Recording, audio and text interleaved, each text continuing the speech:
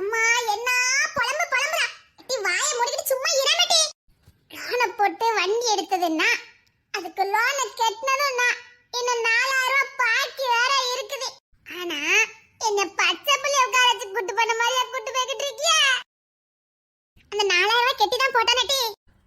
பிற அவ வண்டின்னு தெரியாம போயிட்டா. இப்ப லோன் அவ பேர்ல வரனாலே எல்லாரும் அவ வண்டிங்கவல்ல. அது ஒண்ணுக்குதான். அதுக்காக தான் கெட்டாம போட்டு கேட்டி. அம்மா கெட்டிட்டா மட்டும் இந்த வண்டி அப்படியே என் கையில தூக்கி கொடுத்து நான் ஓட்டுன்னு சொல்லிருக்கே பாரு. பாப்போம் எவ்வளவு நாளைக்கு தான் என்ன பச்சை பிள்ளை மாதிரி இதுலயே தூக்கி வச்சு கொண்டு போறியது நானும் பார்க்க தானே போறேன்.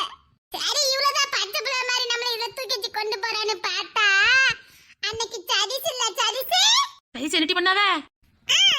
என்ன பண்ணான்னு கேளு. சரி அவிய புல்லட் வண்டி எடுத்தாவ. நான் சென்னை எங்க நம்ம வண்டிங்க சும்மா தான் நிக்குது. அதுல போயிட்டு வருவோம். ஜோடியா போனா நல்லா இருக்குங்கன்னு சொன்னேன். சரி அவி என்ன திருமாட்டி செஞ்சு விட்டாவ. என்னடி பண்ணாவ? எப்பமா நீங்க இதுல தூக்கி வச்சு கொண்டுட்டாரியல்ல அத பார்த்து அவி இதுல என்ன தூக்கி வச்சு விட்டாவ. சிரிக்காதீங்கடி. சரிடி அதுக்கப்புறம் பின்னாடி உட்கார்ந்து போனி அப்படி எங்க போவ?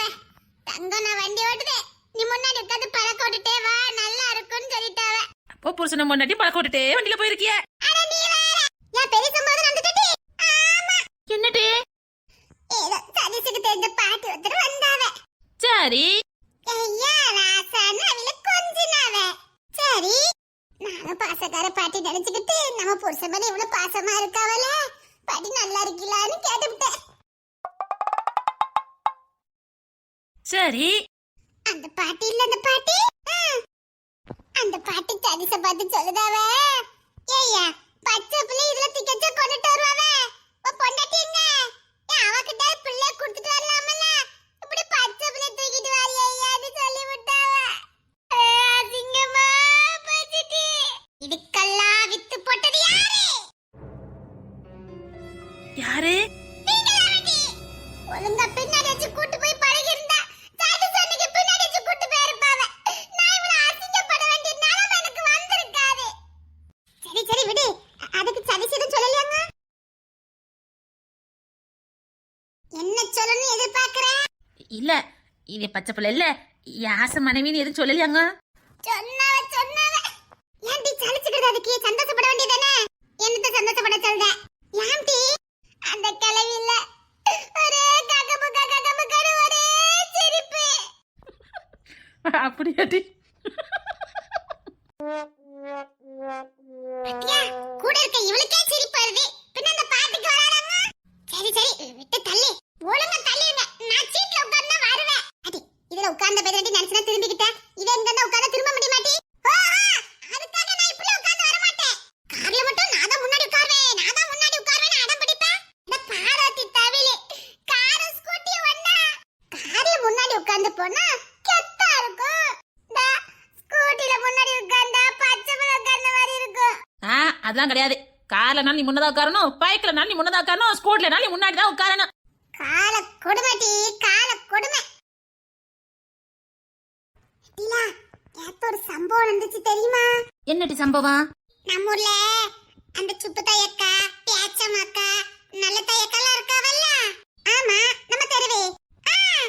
அவியெல்லாம் இந்த பெரிய பஸ் இருக்காம பெரிய பஸ். ஆமா அதெல்லாம் போனாவலாம். சரி அப்போ பாசுக்குள்ள ஒரே பிரச்சனை ஆயி போச்சா. சரி அதான் நாமளும் போலான்னு முடிவு பண்ணிருக்கேன். உனக்கு இவ்வளவு கொழுப்பு இருக்கணும்.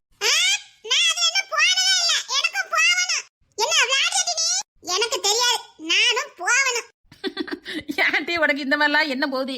இல்ல அங்க சண்டெல்லாம் வருமா? நல்லா இருக்குமா? அப்படியே ஆமா நாமளும் போவணும். சரியா?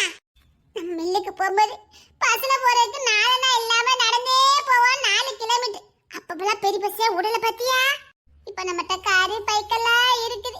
இப்ப பெரிய பஸ்ஸா ஆனாலும் அதை அனுபவிச்சே ஆகணும். நமக்கு உரிமை இருக்குல்ல. போயிட்டு வந்துருவோம். அப்ப ஸ்கூட்டில ஓரமா நிப்பாட்டுங்க. இதுல இருந்து அந்த ஊர் வரைக்கும் போயிட்டு ரிட்டர்ன் வந்துடலாம். இவ சொல்லுக்கு நீ ஆடுத பார். அவ உனக்கு ஆசைப்பட்ட அடையாம விட மாட்டா. உனக்கு தெரியல. வண்டி ஓரமா போட்டு வா. உனக்கு எந்த மாதிரி பேசிட்டு இருக்க? வண்டி ஓரமா போட்டுட்டு வான்னு சொல்லக்கூடாது. ஓரமா நிப்பாட்டிட்டு வான்னு சொல்லணும். 4000 ரூபாய் லோனு பாக்கி. ஐயோ சரிடி இறங்குங்க. ஐயோ பெரிய பஸ்ல போறது என்ன நல்ல ட்ரெஸ் எல்லாம் போட்டு இருந்திருப்பேனே. பரவாயில்ல, இது போதும், வா. நீ ஏன் இப்படி பண்ணிக்கிட்டு இருக்க?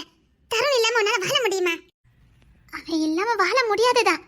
ஆனா அவன் நல்லா இருக்கணும்ல. என் மேல எவ்வளவு அக்கறையா இருக்கான்னு தெரியுமா? இப்படிலாம் என் மேல அக்கறை வைக்கிறதுக்கு யாருமே கிடையாது. முழு அன்பையும் நான் அவன்கிட்ட பார்த்தேன். ஒரு விலை உயர்ந்த பொருள் நம்ம கிட்ட இருந்துனா நம்ம அதை எப்படி பொத்தி பொத்தி பாதுகாப்போம். அப்படிதான் அவனுக்கு நான். ஆனா அதை வெளிக்காட்டிக்கவே மாட்டேக்கானே. அவன் காட்டாத மாதிரி நடிக்கிறான், ஆனா அவன் காட்டுறான். என்னால உணர முடியுது. இன்னைக்கு பைக்ல போனோம். பைக்ல போனீங்களா?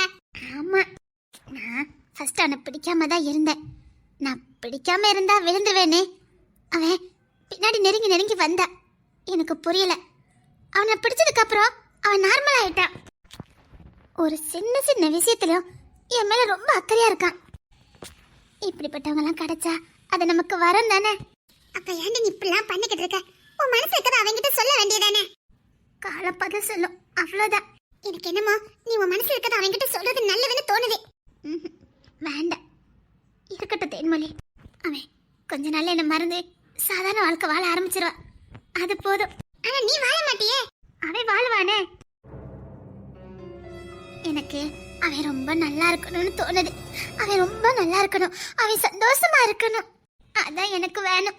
ஃபர்ஸ்ட் டைம் வாழ்க்கையில உன்ன மாதிரி லவ் பண்ற ஒரு பொண்ணை நான் பார்த்திருக்கேன். உண்மை சொல்றேன், நீ ரொம்ப நல்ல பொண்ணு. இருக்கலாம். அதனால என்னவோ நான் இவ்வளவு கஷ்டப்படலாம். எங்க அம்மா நான் கேட்டதெல்லாம் வாங்கி கொடுப்பாங்க. அதெல்லாம் பாசம் நினைச்சேன். அவங்க ஃப்ரீயாவும் சுதந்திரமாவும் இருக்கிறதுக்காக தான் எனக்கு வாங்கி கொடுத்துருக்காங்கன்னு இப்பதான் தெரியுது. அதே என் தருணை கேட்கும் போது ஏன் எங்க அம்மா எனக்கு வாங்கி கொடுக்கல? தருண் கூட நான் வாழ ஆசைப்பட்டேன். அதையும் என்கிட்ட இருந்து தட்டி பறிச்சாங்க. நான் என்னெல்லாம் கனவு கண்டேன் தெரியுமா? அவன் கூட எப்படிலாம் வாழணும்னு ஆசைப்பட்டேன் தெரியுமா? காலம் முழுக்க அவன் அரவணைப்புல அவன் கையை பிடிச்சுக்கிட்டே வாழணும்னு ஆசைப்பட்டேன். அவன் காட்டுற பாசத்துல மெய் மறந்து இருக்கணும்னு ஆசைப்பட்டேன். எல்லாத்தையும் எங்க அம்மா என்கிட்ட இருந்து தட்டி பறிச்சுட்டாங்க. கவலைப்படாத ஆதிரா, நீ நினைச்சது நடக்கும். இனியா போ தேன்மொழி, நான் வாங்கிட்டு வந்த வரோம் அப்படி. ஆனா ஒண்ணு, நீ நல்லா வாழணும் தேன்மொழி. நீ ஆசைப்பட்ட மாதிரிலாம் வாழணும். இவகிட்ட நான் எப்படி உண்மையை சொல்ல போறேன்? கிட்டத்தட்ட உன் வாழ்க்கை மாதிரி என் வாழ்க்கையும். நீ சொல்லிட்ட, நான் சொல்லல. சில பேரை நம்ம கண்கள்ல காட்டாமலே இருந்திருக்கலாம். நமக்கு நினைச்சிட்டு இருக்கும் போது அது நமக்கு இல்லைன்னு நம்ம கிட்ட இருந்து தட்டி பறிக்கும் போது இருக்கிற வலியும் வேதனையும் அது யாருக்குமே வரக்கூடாது. எனக்கு ஒரே ஒரு ஆசைதான்.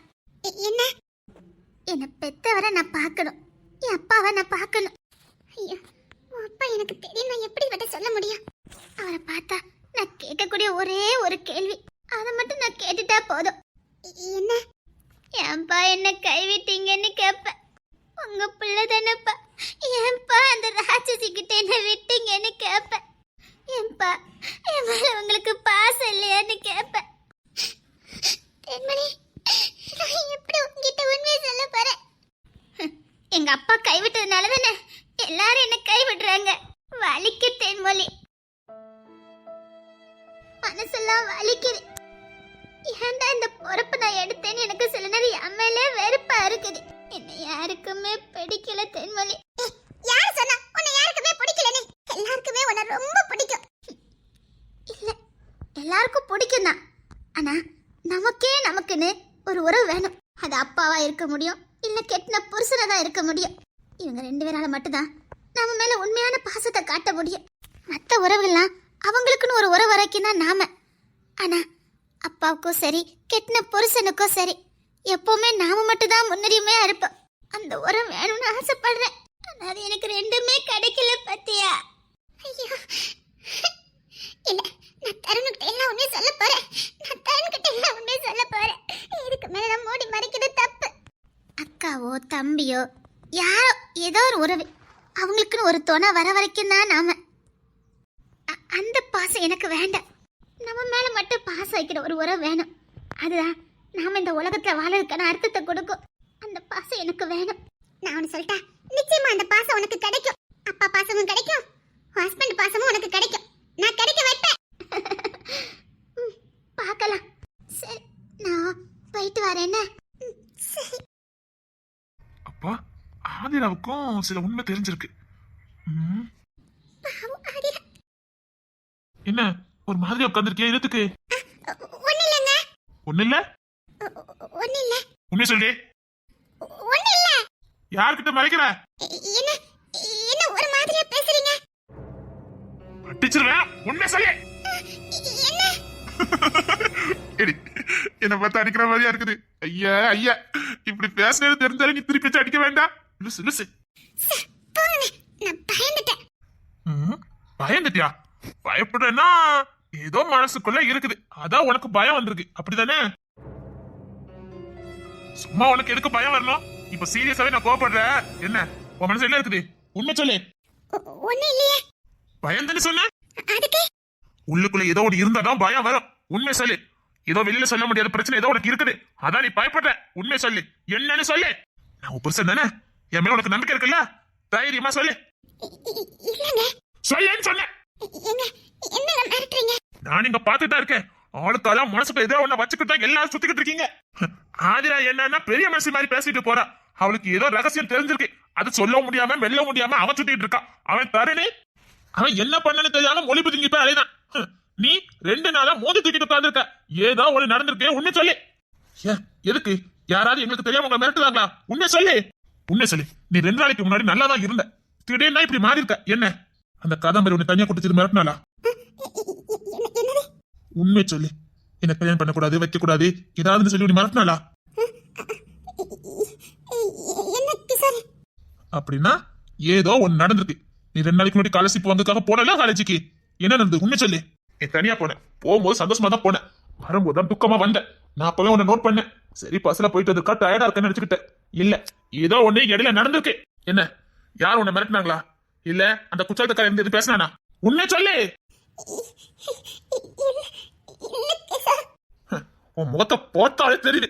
என்கிட்ட மறைக்கிறல்ல, மற எவ்வளவு நாள் மறைக்கிறேன்னு நானும் பாக்குறேன். நாளைக்கு ஏதாவது பெரிய பிரச்சனை மாட்டிட்டு முடிச்சிட்டு இருக்காரு.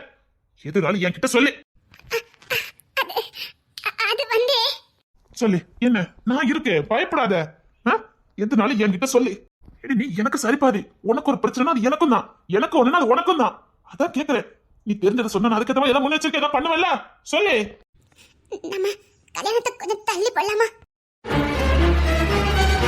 கல்யாணத்தை தள்ளி பண்ணுமா? அதெல்லாம் முடியாது. ஏன்? இல்ல, எனக்கு எக்ஸாம் வருது. கல்யாணத்தை அன்னைக்கு எக்ஸாம் இருந்தா கூட கல்யாணத்தை முடிச்சுட்டு உன்னை எக்ஸாமுக்கு நான் கூட்டு போவேன். கல்யாணத்தை மட்டும் தள்ளி போட மாட்டேன். ஏன்? எதுக்கு?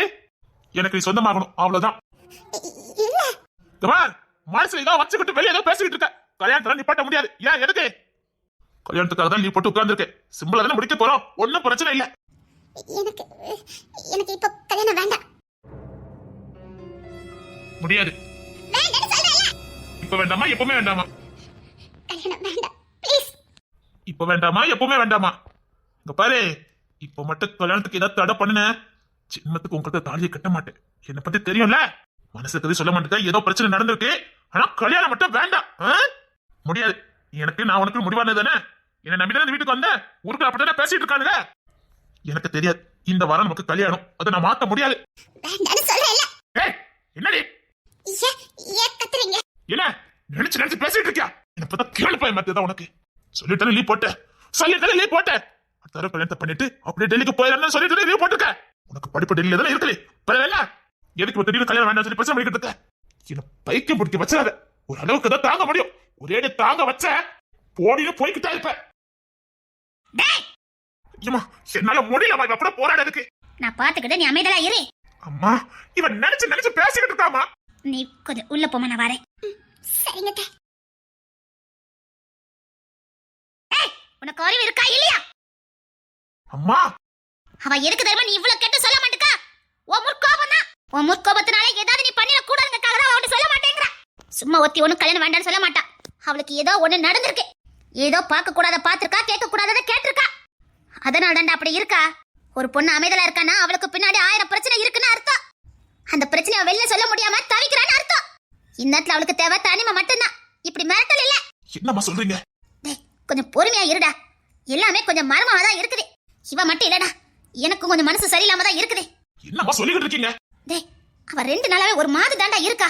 நம்ம வீட்டு விட்டு வெளியில போற மாதிரியே பேசுறாடா. நமக்கு பிடிக்காததெல்லாம் செஞ்சுக்கிட்டு இருக்கா. அப்படி செய்யறானா ஏன் செய்றா எதுக்கு செய்றான்னு நம்ம தேடணுமே தவிர அவளை திட்டிட்டு இருக்க கூடாது. அவளுக்கு என்ன பிரச்சனை இருக்குன்னு நம்ம கவனிக்கணும். அதை விட்டுட்டு அவட்ட சாடக்கூடாது. பிள்ளைக்கு ஏதோ நடந்திருக்கு, அதான் இங்க இருந்து விலகலான்னு நினைக்கிறா. அது என்கிட்ட சொல்ல வேண்டியதுனமா? நீ முற்கமா இருக்க, உன்கிட்ட சொல்லக்கூடாத காரியமா இருக்கலாம். அவ டீல் பண்ணிக்கிடுவா, படிச்சவா தானே, பாத்துக்கிடுவா. ஒரு பொண்ணு அமைதல இருந்தே பல காரியங்களை சாதிப்பா. அவ அந்த பிரச்சனை வெளியில வந்து நம்ம கிட்ட எல்லா விஷயத்தையும் சொல்லுவா. கொஞ்சம் பொறுமையா இரு, அவளுக்கு கொஞ்சம் டைம் கொடு. என்ன நடக்குனே ஒண்ணுமே புரியலமா. இந்த அப்பா அங்க வந்ததுல இருந்து எல்லாமே தலைகளாவே தான் இருக்குது. அவர் வந்ததே எல்லா பிரச்சனையும் முடிச்சு வைக்கதான். என்னமா சொல்றீங்க? ஆமாடா, இவனால அமைதியா இருந்த பிரச்சனை பூகமாமா வெளியே வந்திருக்கு. அது அன்னைக்குதான் ஒரேடியா முடிச்சு கட்ட தான் வந்திருக்காரு. இல்லைன்னா இவர் வரணும் அவசியமே இல்லை. எல்லாம் தெரிஞ்சுதாண்டா வந்திருக்காரு. இவளுக்கும் ஏதோ ஒரு ரகசியம் தெரிஞ்சிருக்கு. பாப்போம், அவ என்கிட்டயா சொல்றாளான்னு பாக்குறேன். நீ கொஞ்சம் பொறுமையா இரு, எதையும் கண்டுக்காத. முடிஞ்சா இரு, இல்லைன்னா நீ கிளம்பு. இந்த நிலையில போட்டுட்டு போனா ரொம்ப நல்லா இருக்கும். சரி, கொஞ்சம் பொறுமையா இரு. என்னதான் நடக்குன்னு பாத்துக்கலாம். டேய், நம்ம வீட்டு 3 பொம்பளை பிள்ளைங்க வெளியே போச்சு. ஆனா இன்னும் காணல. என்னன்னு ஒரு எட்டு பாத்துட்டு வா. ஸ்கூட்டி தானே எடுத்துட்டு போனாங்க. எப்பமோ அரை மணி நேரத்துக்கு ஒரு திருப்பி எனக்கு போன் அடிப்பாளுங்க. போனே காணும். சரிம்மா, எங்க போனாங்க சொல்லிட்டு போனாங்களா? ஆபீஸ்க்கு தான், ஏதோ சின்னதா போயிட்டு உடனே வந்துருவோன்னு சொன்னாங்க. ஆனா அரை மணி நேரத்துக்கு ஒரு கரெக்டா போன் அடிச்சிருவாங்கடா. அடிக்க காணும். என்னன்னு ஒரு எட்டு பாத்துட்டு வா. போன் அடிச்சு பாத்தீங்களா? எடுத்தா நான் எதுக்குடா உன்கிட்ட சொல்ல போறேன். அணக்கல்லாம போ. சரிங்கம்மா. டேய், கொஞ்சம் பொறுமையா போறதாண்டா நமக்கு நல்லது. இதுவுமே கொஞ்சம் சரியில்லாம இருக்குது. கொஞ்சம் பொறுமையாவே போ. முத தேர்மொழிக்கு போய் சமாதானப்படுத்திட்டு அவகிட்ட மன்னிப்பு கேட்டுட்டு அதுக்கப்புறமா அண்ணி எல்லாம் காணல அங்க போய் பார்க்க போ.